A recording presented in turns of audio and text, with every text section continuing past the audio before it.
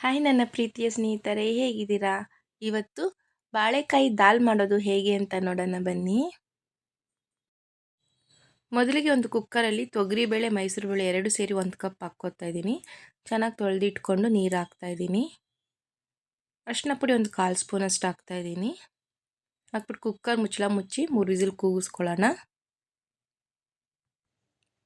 ಈಗ ಒಂದು ಪ್ಯಾನಲ್ಲಿ 2ರಿಂದ 3 ಸ್ಪೂನಷ್ಟು ಎಣ್ಣೆ ಹಾಕ್ತಾ ಇದ್ದೀನಿ. ಸಾಸಿವೆ ಒಂದು ಅರ್ಧ ಸ್ಪೂನ್ ಹಾಕ್ತಾ ಇದ್ದೀನಿ. ಜೀರಿಗೆ ಒಂದು ಅರ್ಧ ಸ್ಪೂನ್ ಹಾಕ್ತಾಯಿದ್ದೀನಿ. ಕರಿಬೇವಿನ ಸೊಪ್ಪು, ಈರುಳ್ಳಿ ಹಾಕ್ತಾಯಿದ್ದೀನಿ. ಹಾಕ್ಬಿಟ್ಟು ಚೆನ್ನಾಗಿ ಫ್ರೈ ಮಾಡ್ಕೊಳ್ಳೋಣ. ಸ್ವಲ್ಪ ಚೆನ್ನಾಗಿ ಬ್ರೌನ್ ಆಗಬೇಕು. ಈಗ ಟೊಮೆಟೊ ಹಾಕ್ತಾಯಿದ್ದೀನಿ. ಹಾಕ್ಬಿಟ್ಟು ಅದನ್ನು ನೀಟಾಗಿ ಮಿಕ್ಸ್ ಮಾಡ್ಕೊಳ್ಳೋಣ.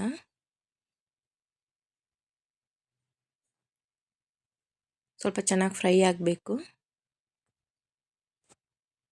ಬಾಳೆಕಾಯಿ ಎಲ್ಲ ಚಿಪ್ಪೆ ತೆಗೆದು ಚಿಕ್ಕ ಚಿಕ್ಕದಾಗಿ ಕಟ್ ಮಾಡ್ಕೊಂಡಿದ್ದೀವಿ. ಅದನ್ನು ಕೂಡ ಹಾಕ್ಕೊಂಡು ಚೆನ್ನಾಗಿ ಮಿಕ್ಸ್ ಮಾಡ್ಕೊಳ್ಳೋಣ.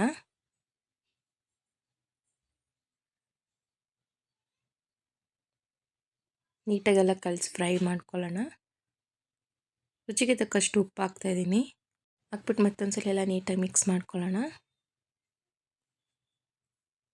ಈಗ ನಾನು 1 ಸ್ಪೂನಷ್ಟು ಸಾಂಬಾರು ಪುಡಿ ಹಾಕ್ತಾಯಿದ್ದೀನಿ. ಅರ್ಧ ಸ್ಪೂನಷ್ಟು ಅರಿಶಿನ ಪುಡಿ ಹಾಕ್ತಾಯಿದ್ದೀನಿ. ಹಾಕ್ಬಿಟ್ಟು ಮತ್ತೆಲ್ಲ ನೀಟಾಗಿ ಮಿಕ್ಸ್ ಮಾಡ್ಕೊಳ್ಳೋಣ.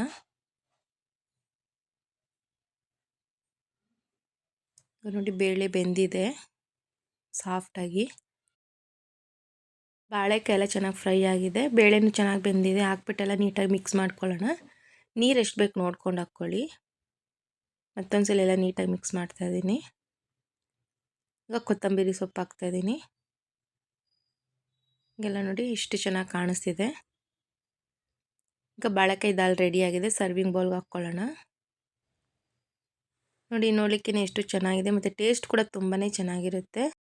ಮುದ್ದೆಗೆ, ರೈಸ್ಗೆ, ದೋಸೆಗೆ, ಇಡ್ಲಿಗೆಲ್ಲ ತುಂಬಾ ಚೆನ್ನಾಗಿರುತ್ತೆ. ನೀವು ಮನೇಲಿ ಟ್ರೈ ಮಾಡಿ, ಖಂಡಿತ ಇಷ್ಟ ಆಗುತ್ತೆ. ಇಷ್ಟ ಆಗಿದರೆ ಲೈಕ್ ಮಾಡಿ, ಶೇರ್ ಮಾಡಿ, ಕಮೆಂಟ್ ಮಾಡಿ ಮತ್ತು ಸಬ್ಸ್ಕ್ರೈಬ್ ಮಾಡಿ. Thank you friends.